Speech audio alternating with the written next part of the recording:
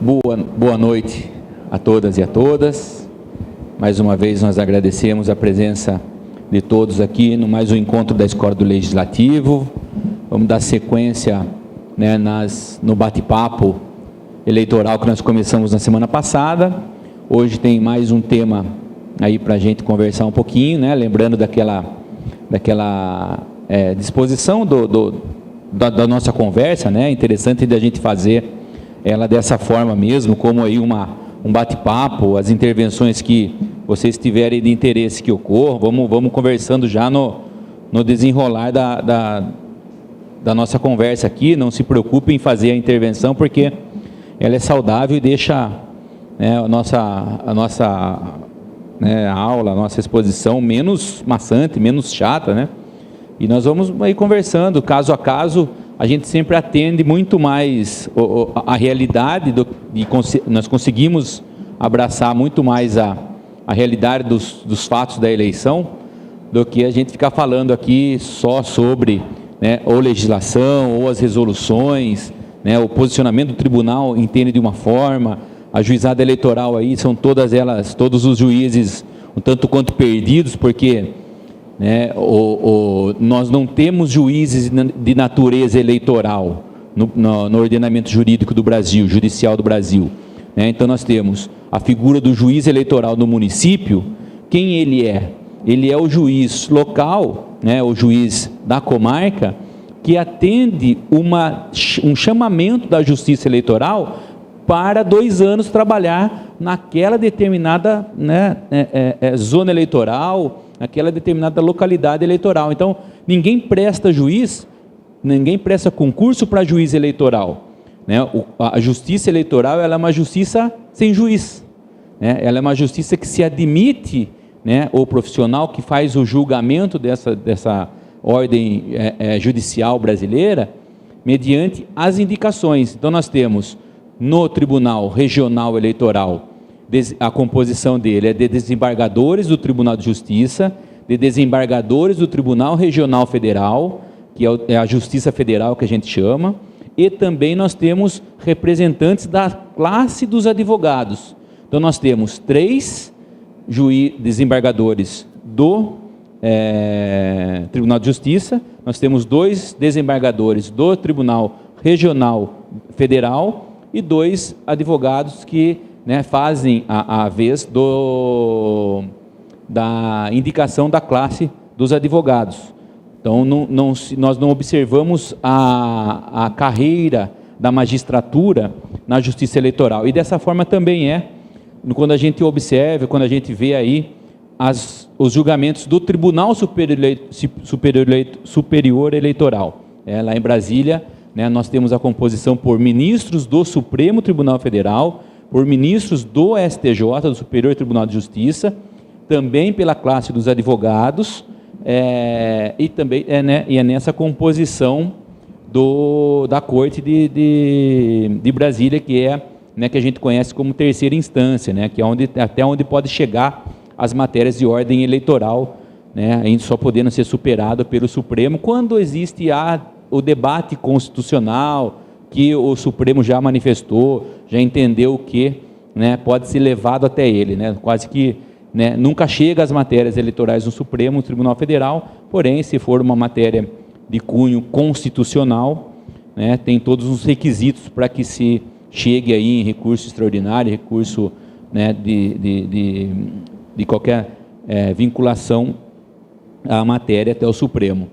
E o que a gente vê no município? Vocês estão, né, carimbados e sabem como que trata isso aí, quem trabalha um pouquinho, ou às vezes em mandato eletivo, assessoria de vereador, assessoria do prefeito, né, ou aí mesmo na advocacia, né, nós temos uma fragilidade quando a gente enfrenta a justiça eleitoral local.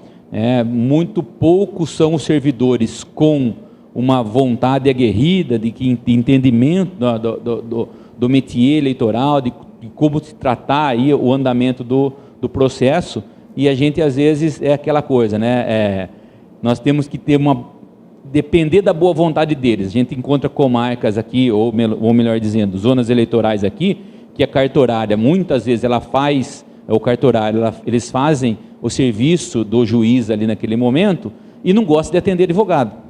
Só que ela tem que saber que a função dela, porque ela passou num concurso e está designada para uma função eleitoral, que esse servidor tem sim que atender advogado, porque é o advogado que trata, né, da postulação em juízo, né, do processo judicial. Porém, ela tem que também atender o cidadão eleitor, que nesse momento tem que fazer biometria, tem que mudar o título de eleitor, tem que fazer a transferência, tem que fazer todas as, né, rotinas administrativas da Justiça Eleitoral. Então acaba, né, a Justiça sendo a quem atende não só o processo, mas também quem atende administrativamente, e a gente acaba, né, tendo todo um sufoco quando a gente vai correr atrás aí de defender o nosso candidato, defender aí o nosso cliente na época da eleição. Então, só fazendo essa introdução, né, de como funciona a Justiça Eleitoral, vocês devem já ter deparado aí, né, sempre com na zona eleitoral da cidade de vocês, aí sempre, né, se no mínimo não pediu um atendimento, não acompanhou uma eleição, né, se não fizeram, tem que fazer, é o cadastro biométrico. Então, vocês vão lá no cartório, vão fazer, né, que está se tornando aí cada vez mais, não só exigido como obrigatório agora, né. Nós temos cidades pequenas, como toda a parte aqui da zona 130 aqui, que é Águas São Pedro e Santa Maria da Serra, já há 2 eleições 100% biométrico. Então, todo mundo tem que ter o cadastro da digital para fazer na hora de votar. Então, já não, algumas cidades estão sendo ainda, né, fazendo suas adaptações, mas algumas já estão com a totalidade do cadastramento já.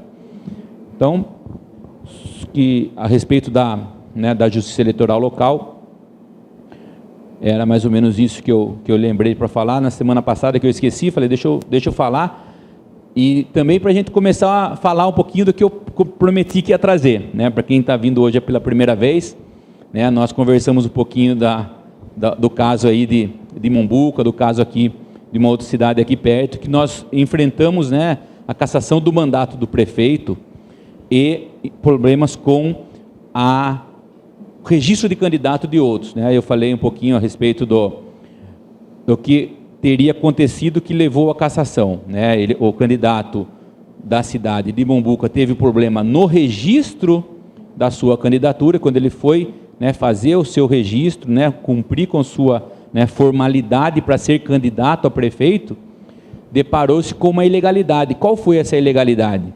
Ele já tinha sido prefeito em uma outra gestão, em outros anos anteriores, e nenhum desses, né, da legislatura, né, dos 4 anos que ele foi prefeito, um desses anos, o Tribunal de Contas, analisando as contas da prefeitura, apontou que existia uma, né, incongruência, uma ilegalidade, e fez o parecer pela rejeição das contas. E a Câmara rejeitou as contas. Só que no caso de Mombuca teve uma especificidade ainda, um detalhe ainda mais aprimorado ainda do que esse que eu falei. O Tribunal de Contas aprovou a conta do prefeito. O Tribunal de Contas, analisando a conta, se não estou enganado, acho que de 2012, né? Ela fez a análise das contas, fez os apontamentos, os direcionamentos que eles têm que fazer, que eles fazem mesmo, que eles são um órgão, né, de auxiliar do Poder Legislativo, mas sim, né, eles dão um parecer como se órgão julgador fosse. E na análise da conclusão, foi pelo parecer favorável das contas do prefeito, da prefeitura daquele ano. Só que quem julga, na verdade, que é aquela questão que nós comentamos um pouquinho, do artigo 2º lá da Constituição, né, dos poderes harmônicos entre si, né, independentes harmônicos entre si, e que o Poder Legislativo tem a capacidade julgadora nesse caso. Quando chegou para analisar as contas com uma Câmara, como um Legislativo político, eles falaram assim, vamos pegar esse ano aqui e vamos rejeitar a conta do prefeito. Fizeram uma análise das contas que chegou do Tribunal de Contas, falou assim, não, o tribunal está errado, vamos rejeitar. Fizeram um decreto legislativo pela rejeição do parecer do Tribunal de Contas, que aprovava a conta do prefeito. Então, se rejeitou o parecer que aprovava, o parecer ficou como desaprovado. Então, as contas do ano de 2012 foram desaprovadas e essa consequência, né, foi a suspensão dos direitos políticos dele. E agora, na eleição de 2016, ele teve problema no registro de candidatura, né, teve o registro de candidatura indeferido, levou-se ao Tribunal Regional Eleitoral e também foi mantida essa decisão, né, pela conta municipal, conta da gestão da prefeitura do ano passado, de anos passados. Eu trouxe, depois o material eles vão disponibilizar, tem o acórdão do julgamento, tanto a decisão de primeira instância, que foi do juiz Ademon Buca, né, fazendo todos esses apontamentos, e o que foi decidido no tribunal em São Paulo. Né, no tribunal de São Paulo só foi tirado aí um ponto do julgamento, né, o recurso foi dado procedente em parte, porque eles afirmaram que no primeiro momento, em primeira instância, no registro, no momento do registro, ele tinha ausência de alguns documentos, que foi suprido quando foi levado o recurso para o Tribunal em São Paulo. Então, só esse ponto, né? Eu não lembrava o fato que ocorreu e fiz a pesquisa, prometi para vocês, né? Então, diferentemente de prometeu e não cumpriu, vamos trazer aqui para elucidar e a gente conversar um pouquinho a respeito disso. Hoje... Oi?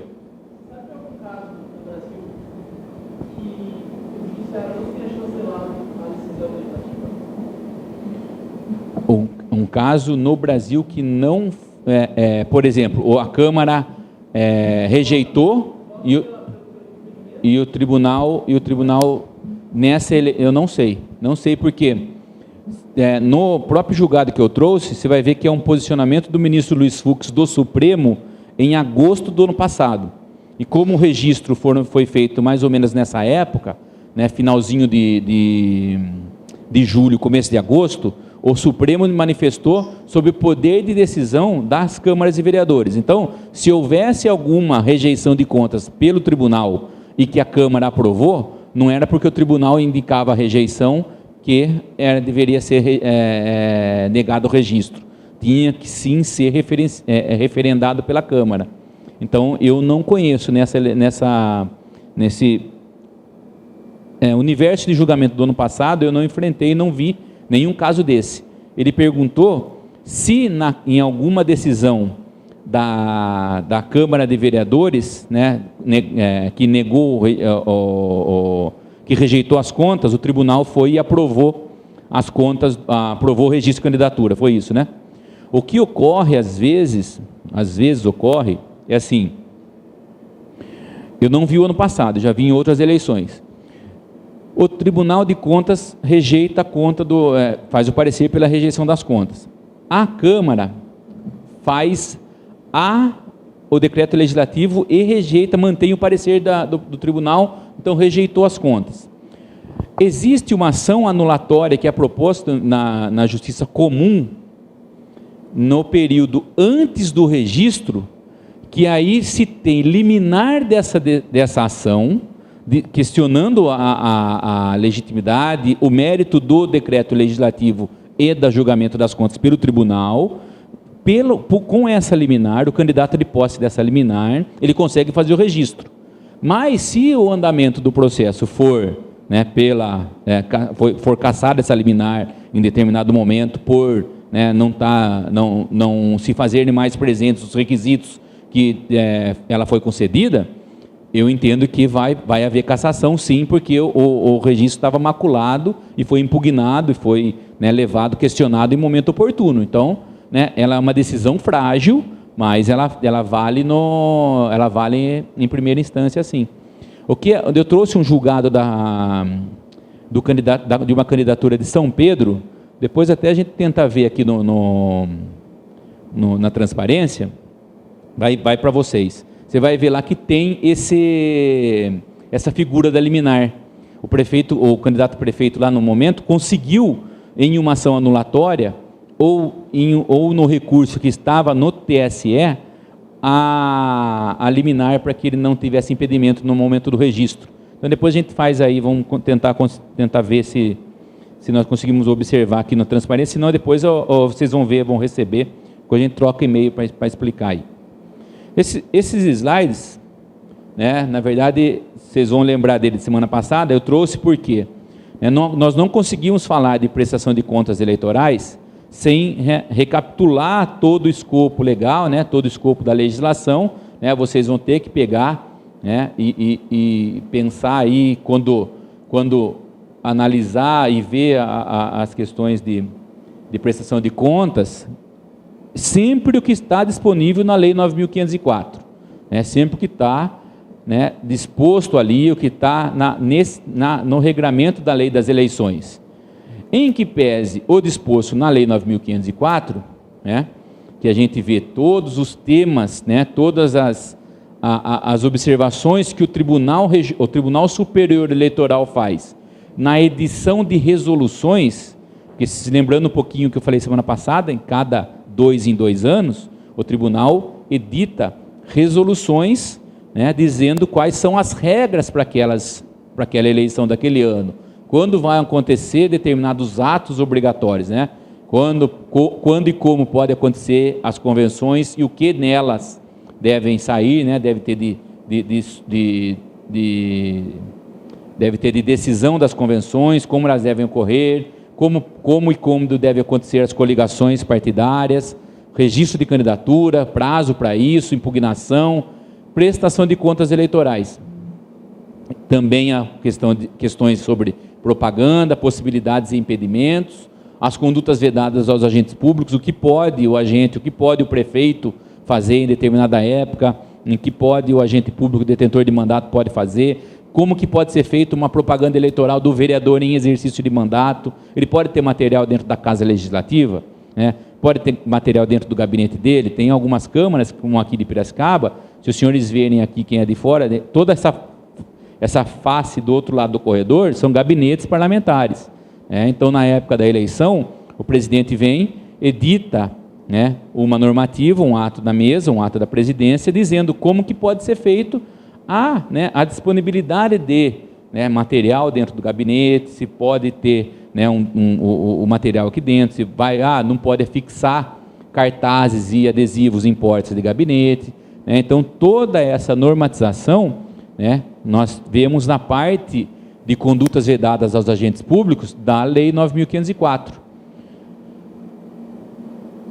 Também aqui, né, pegando o exemplo que está no material de vocês, pegando o exemplo da eleição do ano passado, né, nós temos todas essas normatizações aqui que foram observadas e respeitadas, né, para aqueles assuntos que eu estava passando. A prestação de contas sempre ela é, né, a que dá um pouquinho mais de dor de cabeça desde a edição, desde eles fazerem lá o como que pode ser, o como que deve ser. Por quê?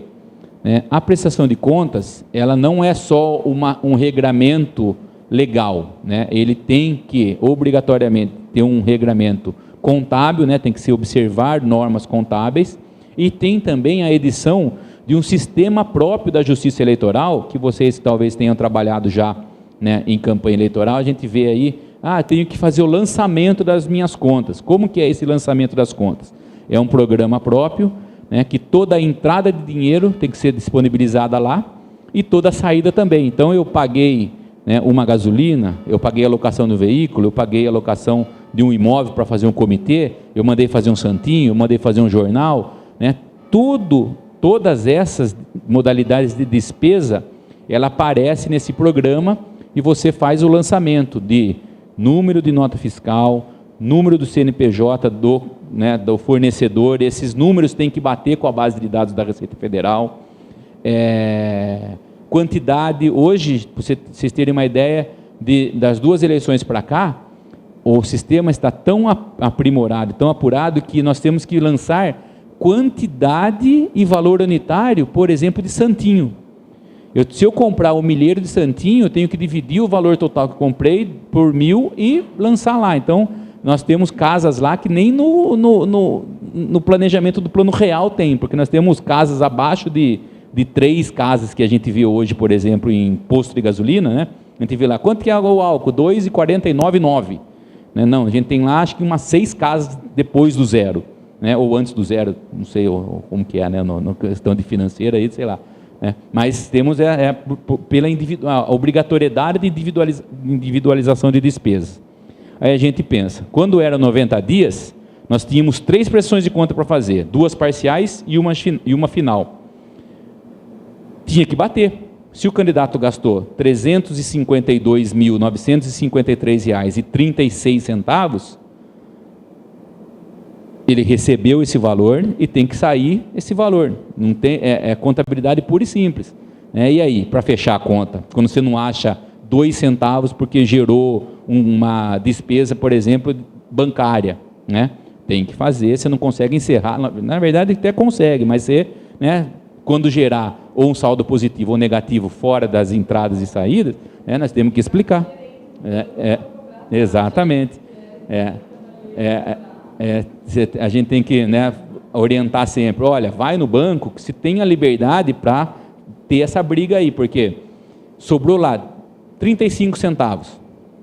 Você vai fazer um cheque para fazer a transferência para o partido, ou diretório municipal, ou diretório estadual, que vai custar só essa transferência muito mais do que o valor que está lá. Então o gerente pode lançar lá uma taxa de extrato extraordinário, 35 centavos. Acabou, já passou esse problema, essa dor de cabeça. Mas, né, a justiça é criteriosa sim, ela vai pegar número contábil estritamente, né, entrada e saída. Aí aqui aquela observação que nós fizemos, né, desde a eleição passada, né, nós vemos essa fixação por lei em valores que nós podemos gastar aqui no município.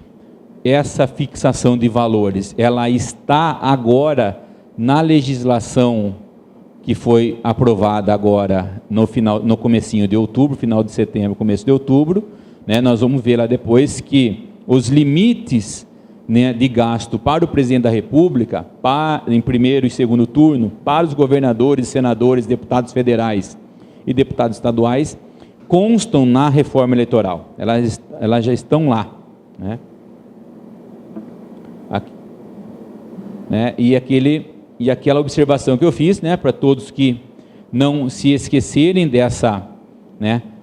desse critério sempre antes de começar. Olá, tudo bem? Oi, vai sentar, fica à vontade.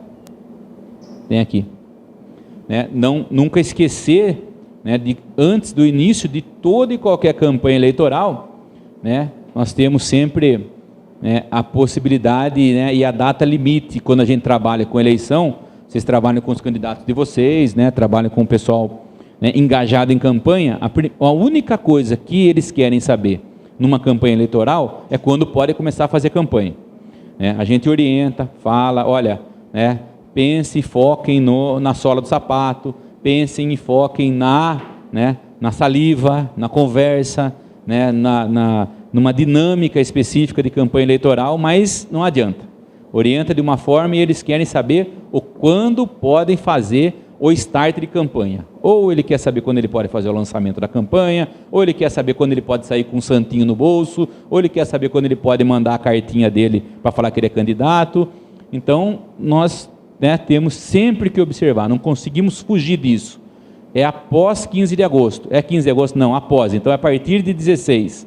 Né? Conseguimos fazer o que a partir de 16 de agosto? Se cumprida essa etapa, né, se respeitada essa etapa, né, foi feito o registro certinho do candidato, né, não precisa estar deferido, né, mas eles têm que estar, né, feito na Justiça Eleitoral, feito o registro, protocolado o registro, processado o registro. A partir do momento que se processa o registro, né, todo candidato ele passa a ser de uma pessoa física, uma pessoa jurídica, ele passa a ser uma empresa, né, ele tem que ter o CNPJ de campanha. A partir de obtenção do CNPJ, né, se faz aí o que? Faz, né, o preenchimento de alguns documentos para abertura da conta bancária. É obrigatória, não tem como falar assim, eu não vou movimentar dinheiro, eu vou trabalhar com o que o partido vai me dar. Não, é obrigatório, porque se você ganhar a eleição com o que o partido te der, e não tiver aberto conta eleitoral, conta bancária, né, vai ser motivo de rejeição das suas contas. E hoje, dentro daquele sistema que eu comentei, né, nós observamos o quê? Nós observamos que o próprio sistema de prestação de contas eleitoral é o módulo externo, ele emite os recibos. Então, toda doação que que os candidatos recebem, né, os candidatos têm que fazer o lançamento lá. Eu recebi daquela determinada pessoa física, daquele determinado cidadão e não mais de empresas, né, daquele CPF, não CNPJ, tantos valores em tal dia, né? Então, é por meio desse recibo eleitoral, né? É um documento que se é preenchido aí, ou no sistema, ou à mão, identificando quem foi o doador. E desde a eleição passada, né, nós temos aí mais um obstáculo, né, para ser respeitado, e nós tivemos alguns apontamentos na análise das contas finais de campanha. Não vi rejeição, mas vi apontamento sim, né, de não ter respeitado. Agora, o candidato que receber os valores para usar na sua campanha eleitoral, ele tem até 72 horas para informar a justiça que recebeu esse dinheiro. Antes não, antes a gente tinha, né, por termos 90 dias para trabalhar em campanha, né, nós tínhamos sempre nas parciais, no começo de agosto, e na parcial de começo de setembro, para dizer assim, ó, eu recebi tantos valores em tal dia, de tal pessoa, de empresa. Hoje não. Hoje eu tenho que receber o dinheiro e já fazer um envio, né, desse recebimento, né, no próprio sistema de prestação de contas. Eu remeto à Justiça Eleitoral essa informação, dizendo assim, ó, Fábio Dionísio doou para fulano de tal valor anteontem, por exemplo, porque, né, é obrigatório essas 72 horas. Por ter reduzido o tempo de campanha eleitoral de 90 para 45 dias, né, nós ainda temos uma... Eu não olho, agora me fugiu da memória se nós temos a figura da prestação de contas parciais. Alguém faz prestação aqui ou trabalhou com eleição? Lembra de parcial? Não teve parcial no ano passado? Então, nós não temos essa parcial, mas nós temos a obrigatoriedade das 72 horas. Né? Nós tínhamos no comecinho de agosto e no começo de setembro que enviar as parciais. Então, tudo que, né, o candidato meio que fechava o mês. Então, tudo que se foi feito no mês de julho, no comecinho de agosto, mandava-se para processamento da justiça, para saber, né, para já colocar disponível no site, colocar no sistema da justiça, né, no site da Justiça Eleitoral, daquele candidato que teve tanto de arrecadação, teve tanto de despesa. E os...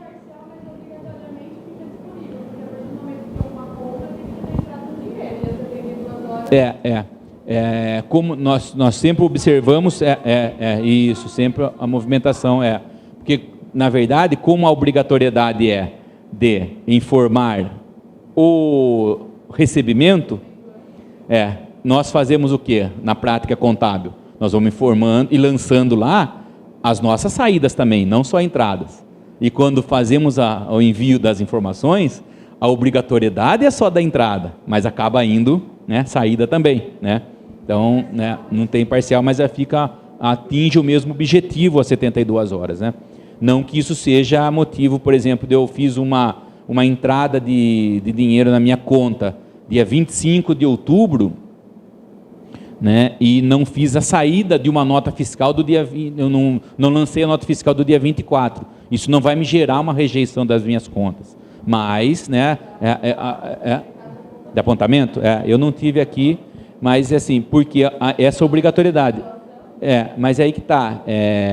Qual que é o entendimento, vamos pensar, pela obrigatoriedade da prestação da informação da Receita, eu posso, por exemplo, ter gerado uma despesa fora do município, do meu município, da minha cidade, né, e vou pagar, né, ela já tem a emissão da nota, só que não me entregou ainda, né, está em transporte, então a gente tem essas justificativas. Mas, né, a justiça, por essas inseguranças dos técnicos que fazem a análise lá na cidade da gente,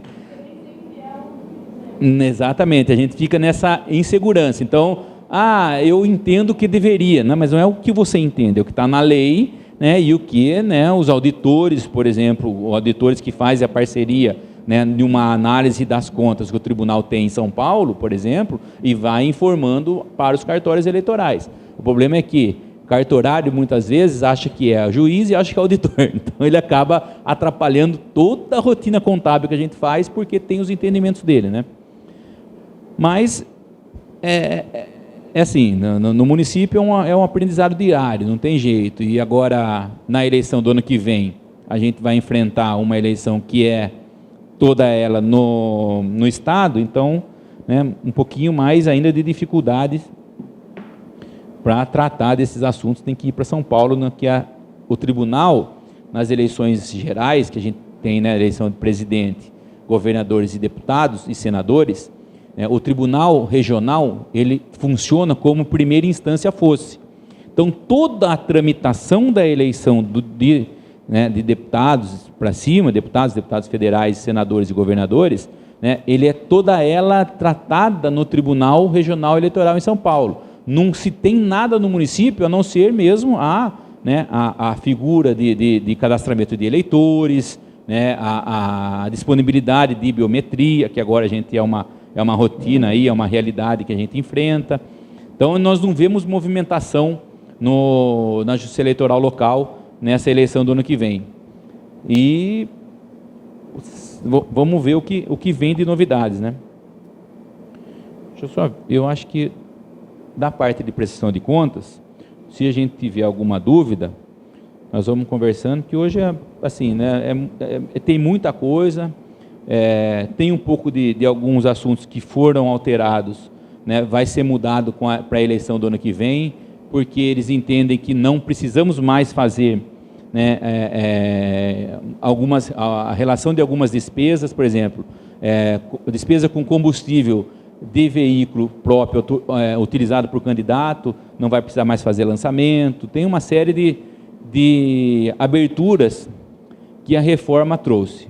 Porém, depois podem dar uma olhada na legislação, na prática, eles dizem que não precisamos lançar determinadas despesas.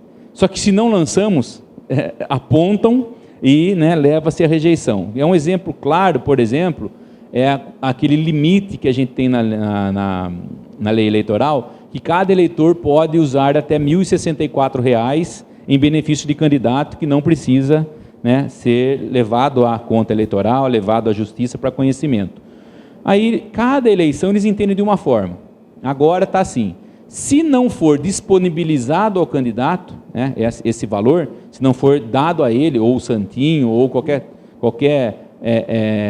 custo que foi pago num valor abaixo de 1.064, né, não precisa realmente prestar.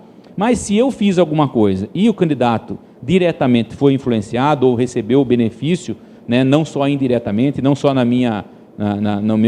meu hall de amigos, ou, né, eu entreguei ao candidato, aí sim ele é obrigado a fazer o lançamento. Então tem que sempre ter muito cuidado quando a gente vê, até o eleitor pode gastar até 1.064 para o seu candidato e não precisa prestar conta. Não é bem assim, né? Sempre a gente tem, né, várias rejeições de conta, porque o eleitor acaba se perdendo, né, de como tratar aí, na ânsia de, não, eu quero ajudar, eu quero fazer, eu estou na campanha de fulano, eu estou na campanha de Beltrano, e acaba fazendo, né, uma certa lambança aí que a gente não consegue fazer, né, salvar as contas depois, e tem apontamentos e demais consequências.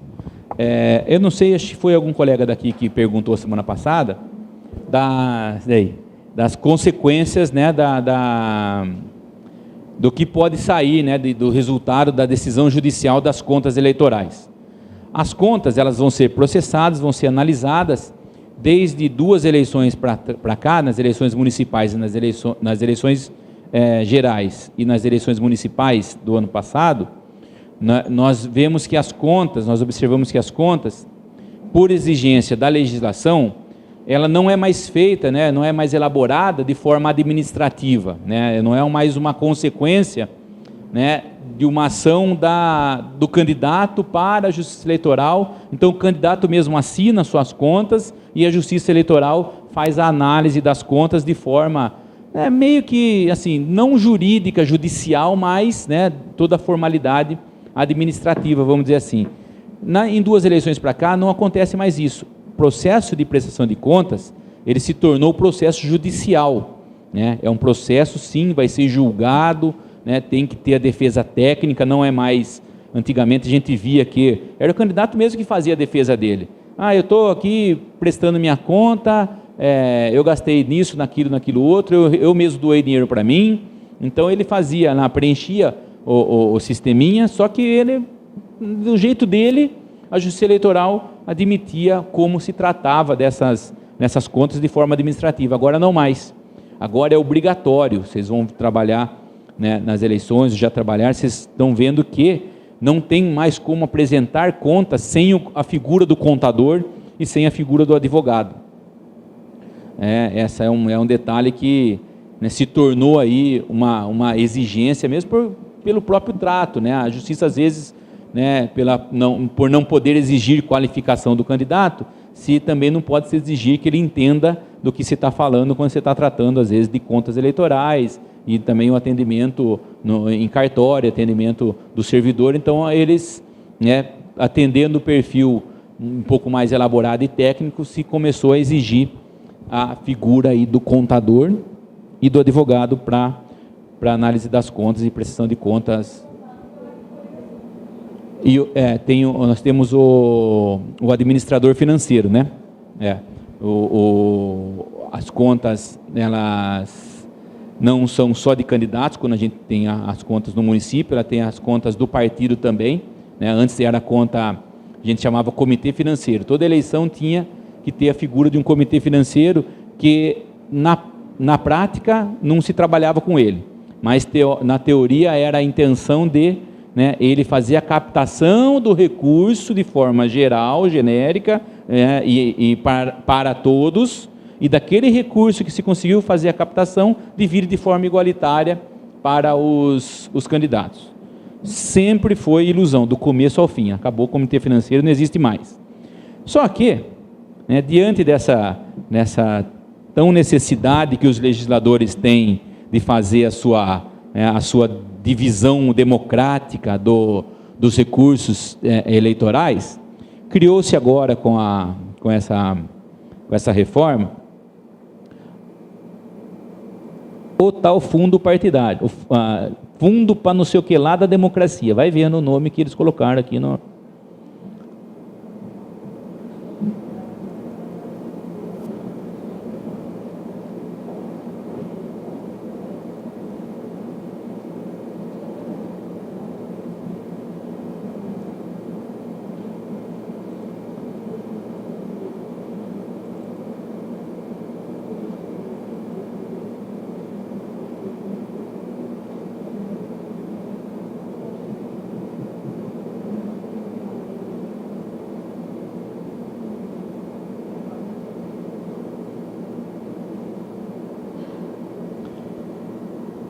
O que nós observamos, então, entrando um pouquinho na reforma eleitoral, né, que foi aprovada nesse último finalzinho aí de setembro e comecinho de outubro, né?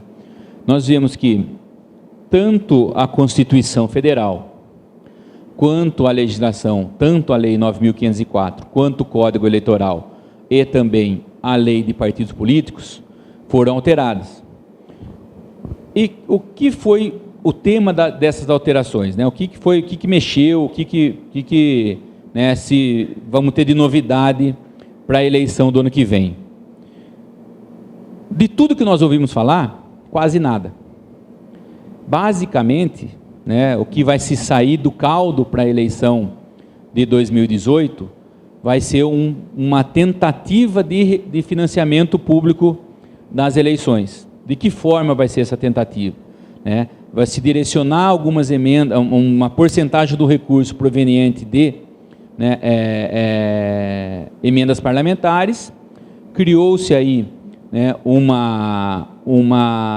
impedimento de vinculações de propagandas partidárias na eleição, propaganda eleitoral, não mais, na televisão, propaganda eleitoral, naquele período eleitoral, não. Mas aquelas propagandas partidárias que tinha lá uma vez a cada semana, né, um partido tinha o direito de fazer o uso no intervalo aí, geralmente entre o Jornal Nacional e a novela. Isso aí, né, era uma das formas que o governo tinha de incentivar os partidos políticos e pagar tempo de televisão. Por quê? Essa era a gente via lá, Lei 9.096, propaganda eleitoral ou propaganda partidária obrigatória, né? Essas propagandas, elas nunca foram gratuitas, nunca foram sem custo nenhum para o cidadão. Por quê? Essas propagandas, elas eram provenientes de isenções fiscais que o governo concedia às emissoras de rádio e TV para ter essas inserções. Então, né, fazia-se uma conta maluca, né, no final no final das contas, e se existia essa compensação do uso do horário na propaganda política, né, naquela que a gente observava aí no determinado período, que falava de partido A, B e C. Porém, na época da eleição, quando a gente via a propaganda eleitoral que falava daí do candidato, também era gratuita, porém, né, não se deixava de, né, ter o incentivo para as emissoras. Então, o recurso público já existia já na eleição brasileira há tanto tempo quanto existe as propagandas partidárias e propagandas eleitorais. Porque, de certa forma, quando se cria uma isenção de tributo para uma emissora de televisão, né, esse tributo ele é proveniente do contribuinte. E se ele é uma empresa particular, que é uma emissora de televisão, está sendo isentada do tributo, quem está pagando essa conta, às vezes a gente assusta, mas somos nós mesmo. Né? Não tem conta fácil, a conta ela é o cidadão que vem pagando essa fatura aí. Então vocês vão, né, observar pela emenda constitucional 97, que foi essa alteração, né, criando vamos dizer assim, né, uma cláusula de barreira para a manutenção de partidos políticos. Então, a partir da eleição de 2018, né, mas sempre a gente tem o que sair das eleições de 2018. Se a gente pegar aqui essa segunda parte do artigo, né, nós vamos ver aqui, né, na legislatura seguinte às eleições de 2018. Por que houve essa correria para aprovar, então, que se não precisa ser cumprida nessas eleições aqui? Porque essa cláusula de barreira, nesse artigo aqui, ela vai ser referência para as eleições de 2018. Né? Então, a gente vê aqui, ó, não mais vão ocorrer as coligações proporcionais nas eleições de 2018, que dava tempo, porque se foi aprovada em dia 4 de outubro, valia para as eleições agora de 2018. Não, porque os deputados não podem ser prejudicados aí por uma, né, ausência de tanto voto assim. Né? A gente sabe que mais de 70% lá da Câmara dos Deputados são eleitos por votos proporcionais, não votos deles, mas votos da toda a composição partidária. Então, só vale para 2020. Aqui, 2020. Né? A gente conversou, acho que eu comentei semana passada que a cobaia eleitoral no ordenamento jurídico brasileiro é o município. Então, mudanças drásticas e mudanças de impacto, elas nunca ocorrem nas eleições que são eleitos deputados estaduais, deputados federais, senadores, governadores e presidente da República. Elas sempre ocorrem, né, no âmbito municipal. A gente faz um caldão de experiência, deu certo no município, mantém para a eleição daqui 2 anos, que é para as eleições gerais. Não deu certo? Vamos dar um jeitinho de mudar. E aí muda-se de novo, e a eleição a gente percebe que, né, não deu certo, faz a mudança do jeito que eles querem. E aí, né, nós temos a eleição de 2018 como parâmetro, né, a legislatura que vai começar na de 2018 de parâmetro para, né, o quê? Para a cláusula de barreira. O disposto do parágrafo 3º da Constituição Federal, do artigo 17, né, quanto ao acesso aos partidos políticos ao recurso de fundo partidário, a propaganda gratuita de rádio e televisão aplicar-se-á nas eleições de 2030. Terão acesso ao recurso de fundo, à propaganda gratuita e rádio, os partidos que, na legislatura posterior de 2018, de 2022, né, obtiverem nas eleições para a legislatura de 2022, né, então, na eleição de 2022, né, Câmara dos Deputados, mínimo de 1,5% de voto válido distribuído pelos menos em 1/3 das unidades da federação. A gente pega lá, são 27, 28 estados, a gente tem que ter, né, esse limite aqui. E 1% de votos válidos em cada uma delas, cada estado. Né? Tiverem elegido no mínimo 9 deputados federais, distribuído pelo menos em 1/3 das unidades da federação. Aí, na legislatura, né, posterior a 2022, esse número aperta um pouquinho mais, né, vai para 2% de votos válidos, de 1,5%, né, vai aqui 1% em cada uma delas, vai eleger no mínimo 11 deputados, né, aí na 2026 outra né, porcentagem, apertando mais ainda, né, até aí a eleição de no mínimo 13 deputados federais, em pelo menos 1/3 das unidades da federação. Então, a bancada, para ter algum benefício de divisão de fundo partidário, de divisão de horário eleitoral, né, num futuro próximo, aí, por volta aí daqui uns, né, 8 anos, não, né, 2026, 8, 2018, né, vamos ter que ter esse quadro aqui, de uma bancada de no mínimo 13 deputados para conseguir, se não mudar. É isso. Não, a bancada tem que ser... Isso, uma bancada de 13 deputados eleito em 9 estados, né? Então...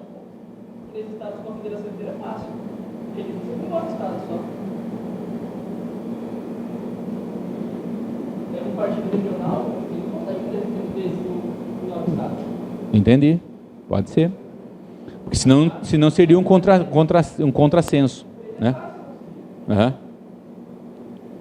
O problema são os estados, tem que ter 13 deputados em 9 estados.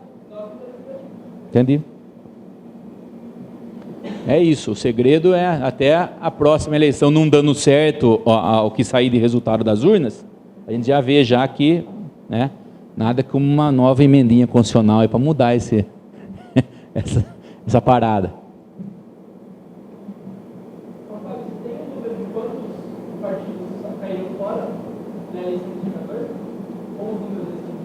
Então, mas nós ainda participamos e não tivemos ainda exigência de cláusula de barreira, né?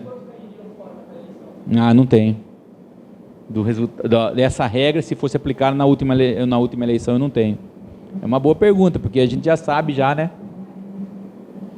Bom, aqui, né, nós estamos diante da reforma propriamente dita, né? Não precisamos nos alongar muito, mas para vocês terem uma ideia, existiu sim, né, alterações inúmeras na Lei 9.504, elas em todos os pontos, tanto na questão de que como podem ser feitas, né, inscrição de candidatos, como que podem ser feito o domicílio eleitoral, de que período, né, nas eleições agora de 2016, nós observamos que mudou, né, o quanto podia, né, em que período que o candidato podia ser, né, ter o domicílio eleitoral, quer dizer, ele tinha que estar com o título dele transferido para a cidade onde ele queria ser candidato, e quanto tempo ele tinha que ter de filiação partidária. Né, na eleição de 2016, a gente observou que ele tinha que ter pelo menos 1 ano no município e 6 meses de filiação partidária. Né, ou se o estatuto determinasse fator contrário a esse período. Aí a gente viu aí um sem número de reforma de estatuto acontecendo no Brasil inteiro, porque o estatuto, né, era tradição, era aquele formão de bolo, dos 35 partidos que a gente tinha quase que 3 ou 4 estatutos só. O resto um pegava de outro, mudava o nome de P para B e levava para o registro da Justiça Eleitoral. Então, todos os partidos, a regra, né, quase que na maioria deles, era 1 ano para ser candidato, era 1 ano de filiação partidária. E a Justiça mudou para 6 meses, aí houve, né, reunião dos diretórios do partido fazendo essa alteração. Como que vai acontecer nessa eleição aqui? Então, nós temos que observar 6 meses de registro de candidato, como já foi na legislação passada, na legislatura passada, ou nessa eleição aqui de 2016, e também 6 meses para quem tem interesse em domicílio eleitoral. Então, Se a pessoa é de determinado estado, ele tem que estar no estado de São Paulo, na cidade, de uma das 645 municípios, já com 6 meses, não mais um ano. Facilitou um pouco também, né, para essa movimentação. E aí vai, nós temos uma infinidade de mudança na legislação, nós vamos conseguir ver todas aqui, né? A gente tem aí, né, algumas responsabilidades, né? A doação acima de limite, hoje a gente tem uma multa de algumas vezes o valor arrecadado a mais, então a gente tem de gasto a mais, tem até 5 vezes o valor, no mínimo 5, no máximo 10 vezes de algum tipo de penalidade. Aqui a gente vê que doação acima de limite vai ter que devolver, né, 100% da quantia, algumas identificações. Uma coisa interessante, né, que a gente sempre deparou aí numas 2 eleições para cá, é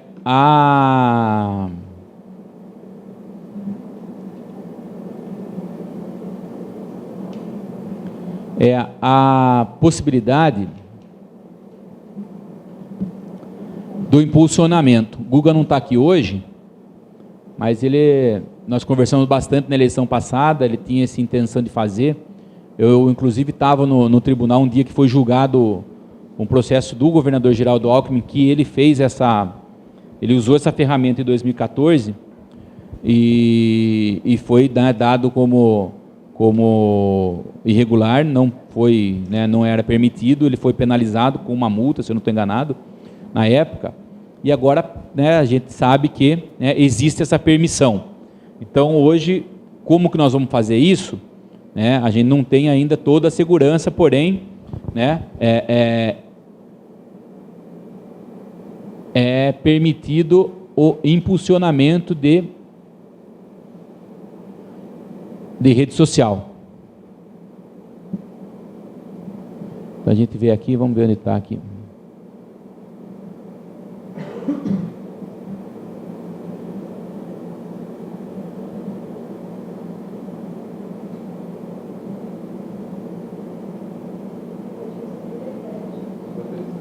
Aqui está falando que é vedada, mas tem uma permissão aqui.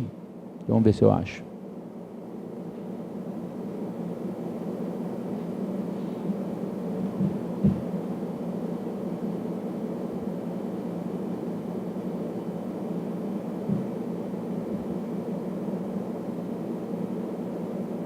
Essa era a dúvida que eu... aqui, ó.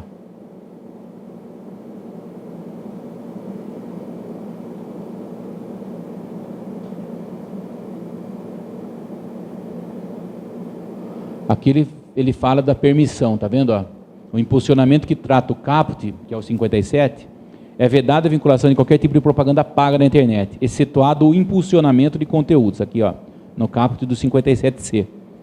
Então, quer dizer, podemos impulsionar conteúdos? Sim, desde que identificado de forma inequívoca, quer dizer, né, naquela mensagem de Facebook, Instagram, né, que a gente sabe que existe esse tipo de ferramenta, que é pago diretamente no site, com a emissão de nota fiscal, tudo certinho, pago com o dinheiro de campanha, ou por transferência, ou por cheque, né? A gente sabe que pode acontecer. Só que tem que ter identificação, né? E dessa forma que está aqui, né, não pode ser feita por cidadão, por eleitor, por amigo, por adepto, por cabo eleitoral que queira pagar para impulsionar, não pode, né? Então tem que tomar muito cuidado quando se fizer, né, a multiplicação de ferramentas de internet nesse período, deixar aí, né, criar algum mecanismo de trava, de alguma ação nesse sentido, porque, né, tem que ser pelo candidato ou, né, por a quem ele indique para fazer isso. Agora, se pergunta para mim, Fábio, mas como que a gente trava tudo isso? A justiça sempre está procurando, né, entender de cada vez mais a situação e a realidade das eleições. É por isso que, né, a gente via que não podia internet na véspera da eleição e no dia da eleição. Mas se o eleitor está buscando a informação, por que não pode? não era permitido determinado tipo de propaganda, não era permitido, né, o site tinha que ser informado lá no registro, o site tinha que ser aquele site Fábio Dionísio, número x.com.br, porque dizia, era o endereço eletrônico destinado aos candidatos. Hoje, né, a gente sabe da dinâmica da internet, e os velhinhos lá do tribunal não conseguem entender tudo.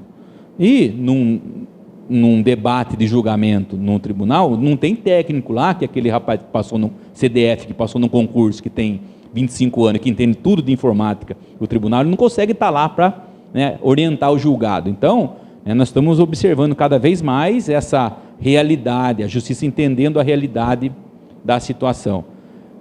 E o que acontece quando, por exemplo, um eleitor, né, faz a besteira em nome do candidato?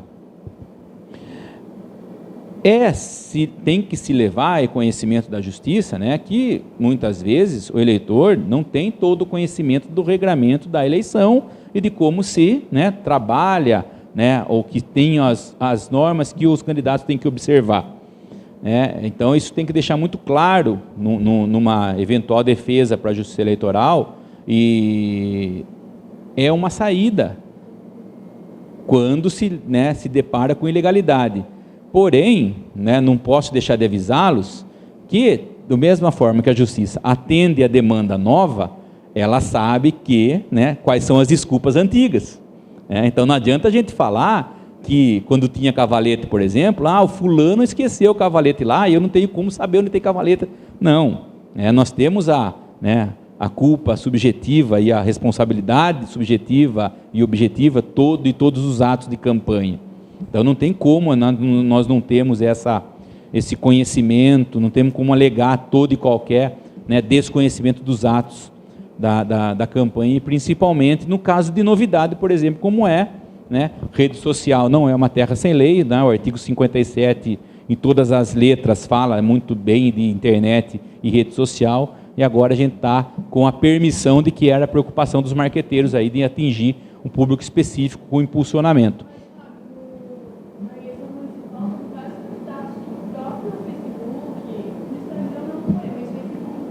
Bloqueava?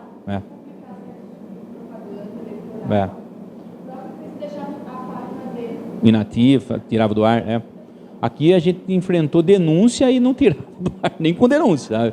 Porque, né, tinha aqui alguns absurdos, identificava alguma irregularidade e bloqueava. Uma das vedações da reforma eleitoral foi a tentativa que os legisladores fizeram de facilitar a derrubada dos fakes, né? Todo mundo já enfrentou isso aí na vida. Isso é muito desagradável. E numa rede social, num trabalho de campanha, essa desconstrução ela é muito dinâmica, ela é complicada de se fazer. E aí a gente tem que fazer o quê? Tem que entrar, né, na justiça, tentar notificar o Facebook, que é a Facebook do Brasil. Eles alegam que a sede é na Califórnia e não conseguem, só que, né, aí para eles não terem o risco da multa diária, eles derrubam, né, mesmo dizendo que eles não têm a responsabilidade do conteúdo. Então, aí é essa vinculação que deveria ser feita na justiça, que não se faz na justiça eleitoral. A realidade, né, na minha concepção, na realidade que foi vetada sobre a derrubada, né, administrativa do fake, né, uma decisão pura e simples aí de denúncia e derrubar, né, iria de encontro com o Marco Civil da Internet, com toda a responsabilização de identificação de conteúdo, identificação de autoria, né, vedado aí muitas vezes anonimato. Só que você foge da dinâmica, da urgência, da urgência da reparação. Né? Hoje uma postagem fake num grupo de discussão, por exemplo, de compra e venda da cidade, ele atinge 20 mil pessoas. Né? Ainda se você não tomar os cuidados, as pessoas marcam pessoas em publicações que vai disseminando em rede social de 4, 5 mil pessoas. Né? Então, infelizmente, essas ligações que deveria ser feita à justiça eleitoral, deveria ser feita na justiça eleitoral e pela legislação, pelos legisladores e, né, entendimento da justiça dos julgadores lá, né, dos desembargadores do Tribunal Regional e também pela justiça local, confesso para você, que 2014 e 2016 foi muito difícil, foi muito difícil. Eu tive um caso na eleição municipal de 2012, que demorou acho que uns 3 dias com a liminar para cumprir em São Paulo, para o Facebook, demorou uns 2, 3 dias para derrubar. Tirou e não voltou, ele não identificou, o Facebook não informou quem era o fake e tirou. Né? Foi assim, era no comecinho do negócio, ainda não tinha escritório, eles informavam que não tinha escritório aqui, mas a gente conseguiu tirar. Mas assim, a justiça não entende essa agilidade, entende a agilidade eleitoral, sim, eles entendem dessa forma, mas o que precisa ser feito, mecanismos de identificação de conteúdo fake, né, de conteúdo sem identificação, sem o autor, eles não estão muito, né, a par aí com esse direcionamento de intenção, vamos dizer assim, infelizmente.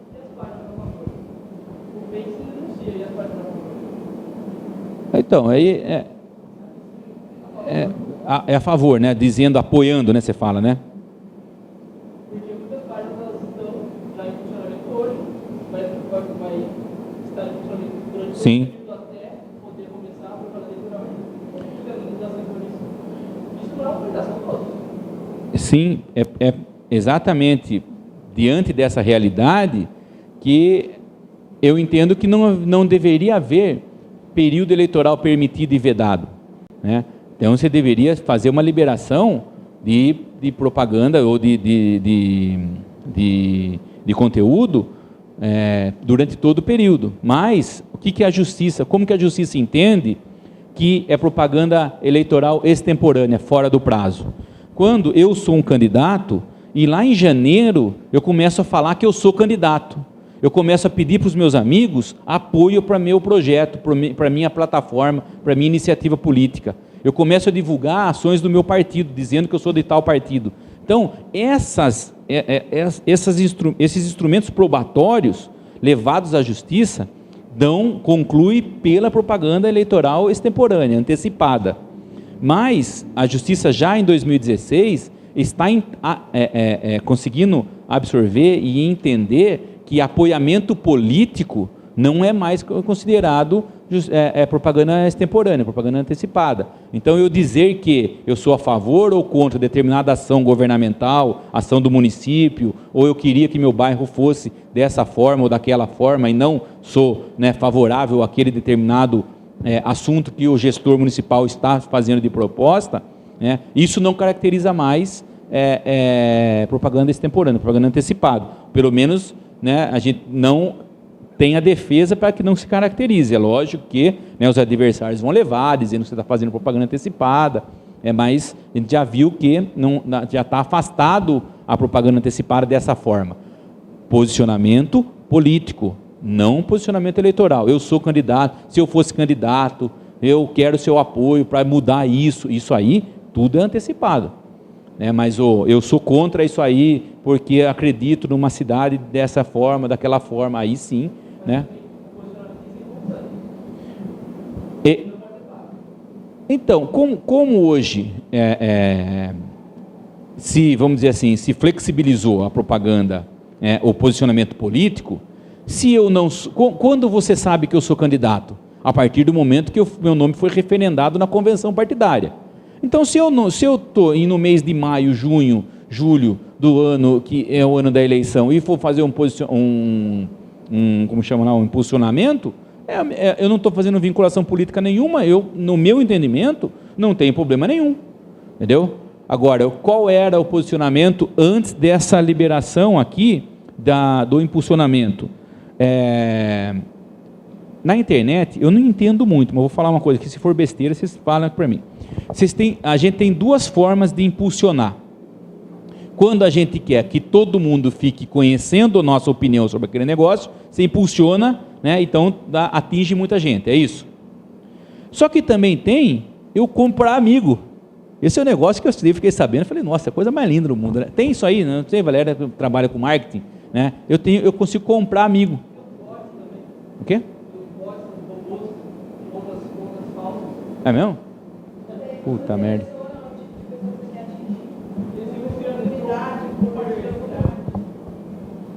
Caramba. Então, aí, né? Aí, é assim, né?